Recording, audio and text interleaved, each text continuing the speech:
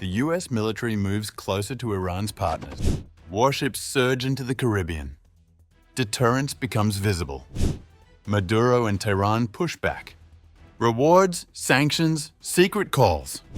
A regional crisis heats up on Washington's home turf.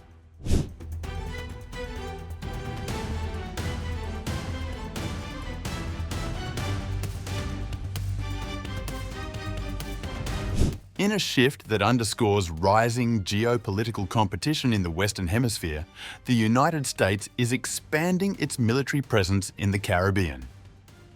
Joseph Votel, former commander of US Central Command, said on the Iran International podcast that the move is intended not only to pressure Venezuela, but also to send a message to Iran and other US adversaries. Votel, who oversaw American operations in the Middle East from 2016 to 2019, said Washington's stated focus remains countering drug trafficking.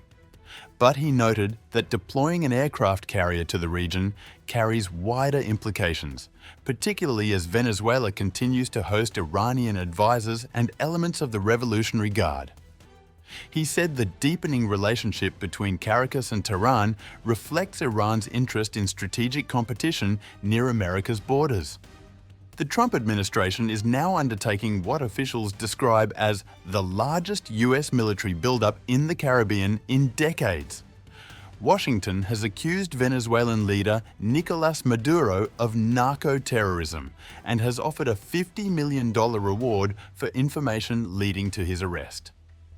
While the broader US strategy remains undefined, the pressure campaign appears aimed at weakening the Maduro government. Iran and Venezuela, long aligned in their opposition to US foreign policy, have responded with criticism. Iranian Foreign Minister Abbas Araghchi denounced the deployment as an act of aggression in a recent call with his Venezuelan counterpart, Ivan Gil Pinto. Their remarks follow comments from Iran's supreme leader, Ayatollah Ali Khamenei, who faulted Washington's policies toward Caracas.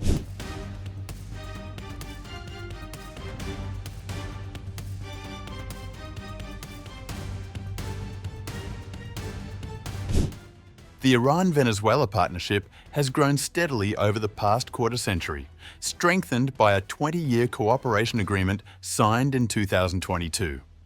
Reports suggest Iran maintains a limited presence of military advisors in Venezuela, while Caracas has offered Tehran economic channels that help offset international sanctions. Despite these ties, Votel emphasized that US operations remain centered on countering narcotics networks. The deployment of the USS Gerald R. Ford Strike Group, with up to 80 aircraft and more than 12,000 personnel, marks one of Washington's most significant regional commitments since the 1960s. The United States has already conducted about 20 airstrikes on suspected smuggling vessels in the Caribbean and Eastern Pacific.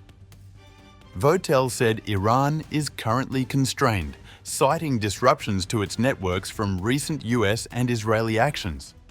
Even so, he warned that Tehran should not be dismissed. The administration has also chosen to publicly reference covert options, an uncommon step meant to increase pressure on the Maduro government. As Washington intensifies its posture, reports have emerged of a recent phone call between Trump and Maduro. Neither government has disputed the claim, leaving open questions about the next phase of US strategy in the region.